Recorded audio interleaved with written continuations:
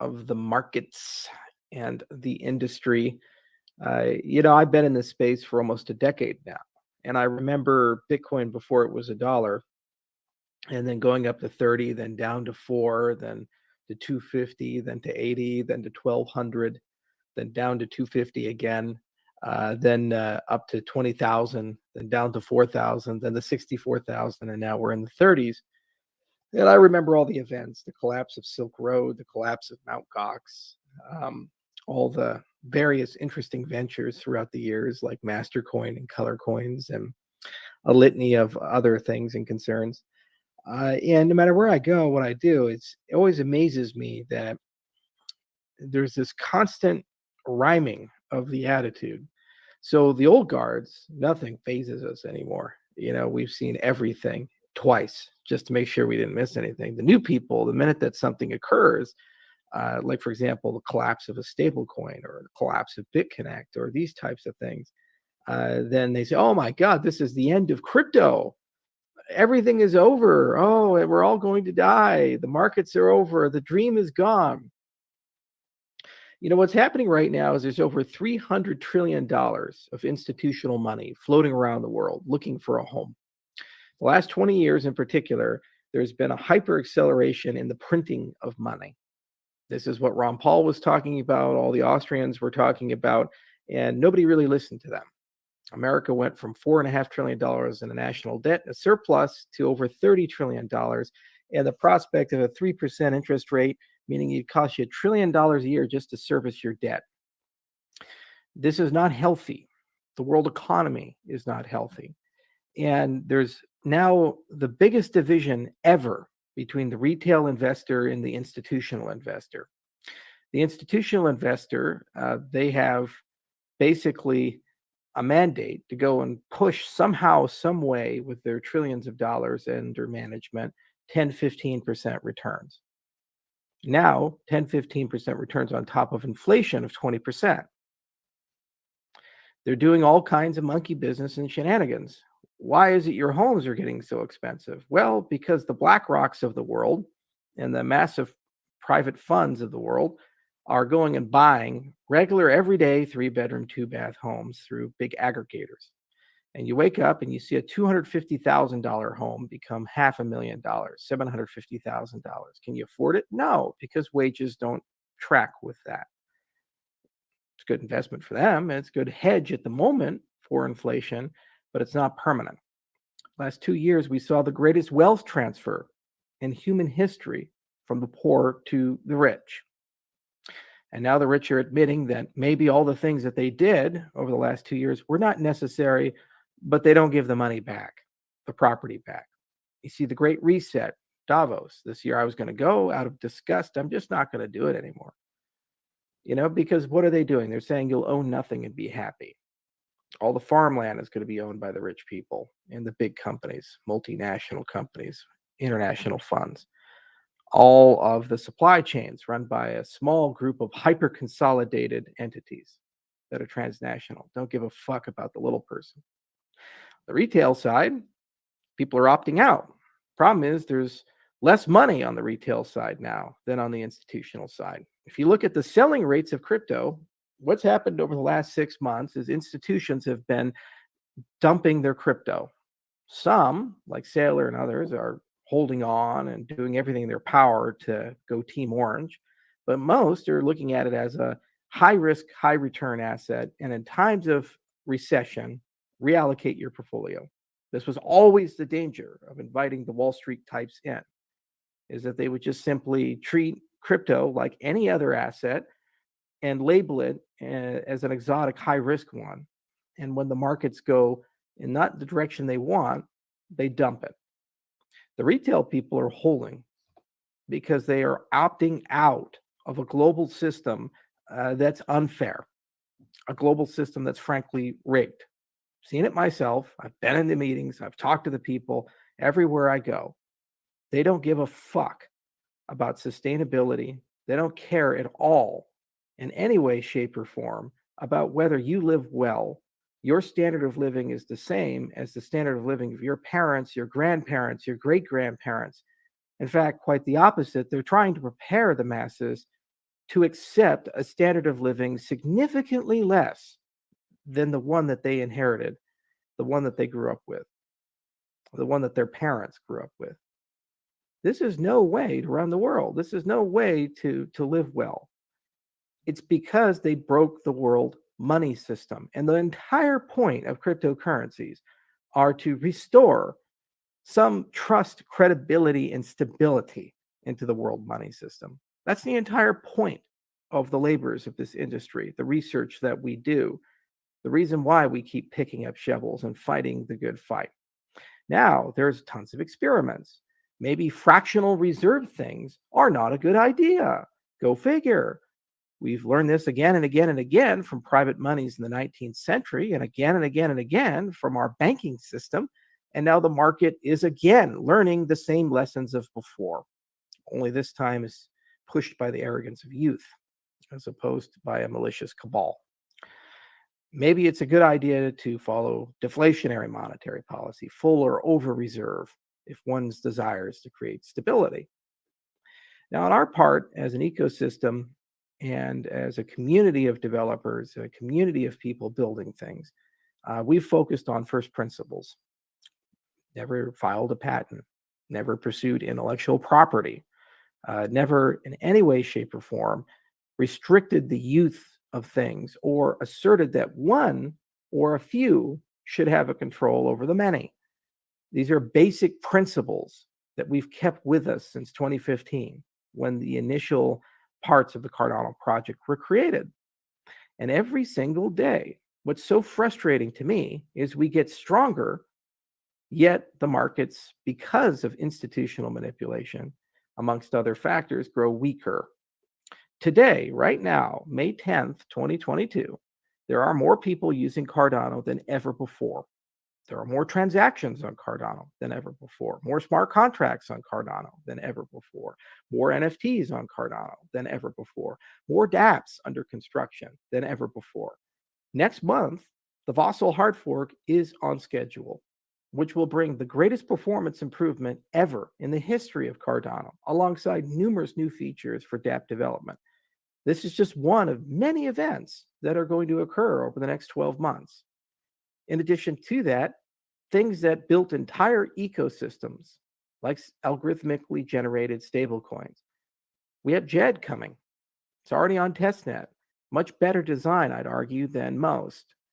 And it's a testimony to the hybridization of formal methods, peer review, and good engineering practices and principles. Again, basic principles.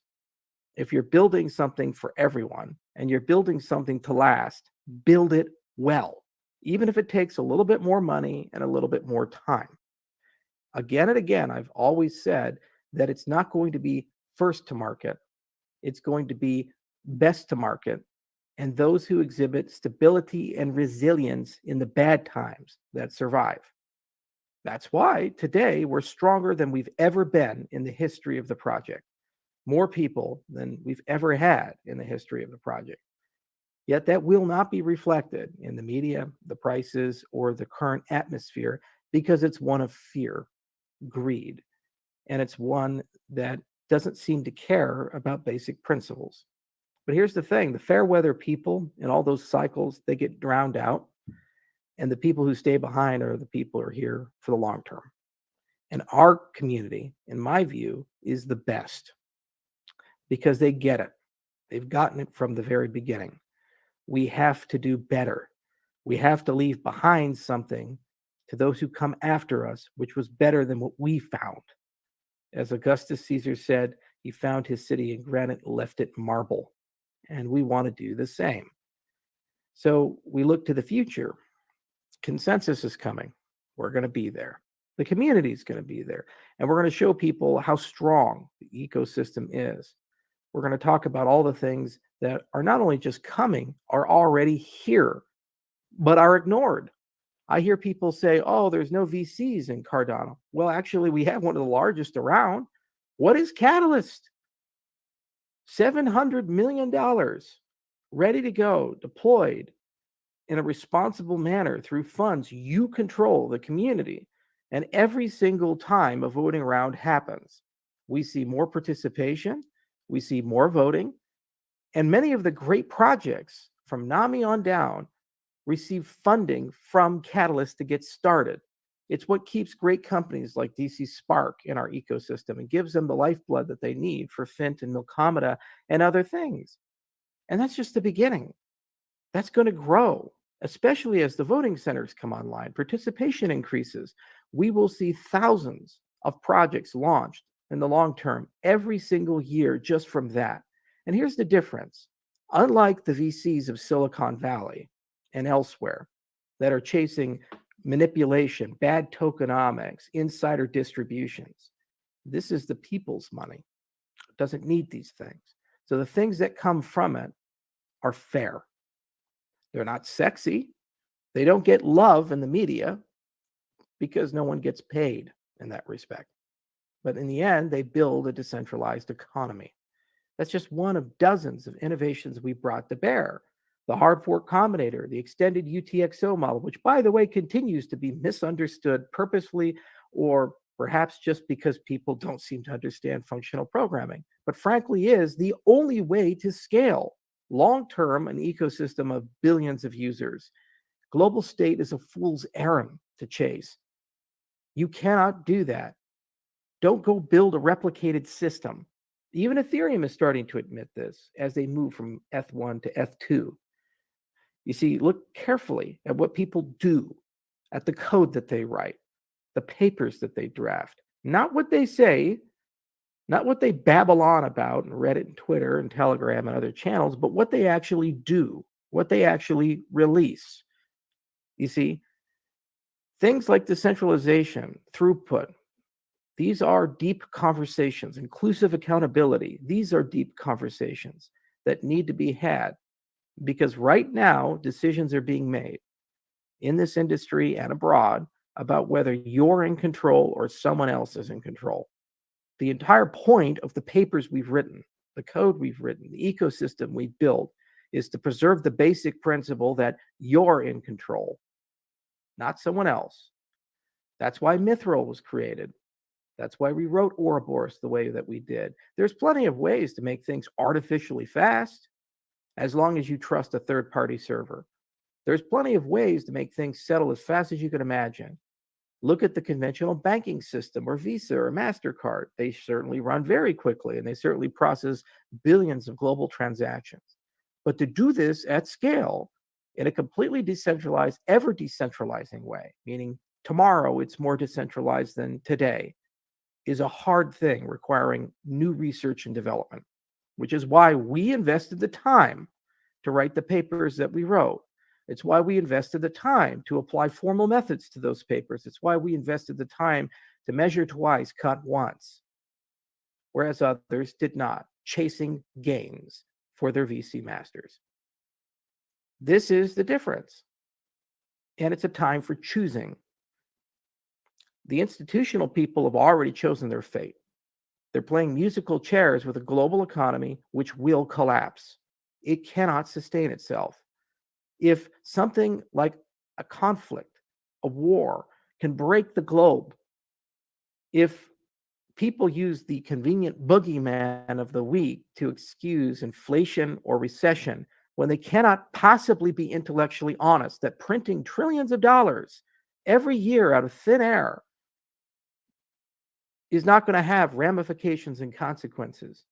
If the warfare state needs to increase and continue, empire needs to increase and continue for all of our standards to be the same. Meanwhile, our environment is being devastated.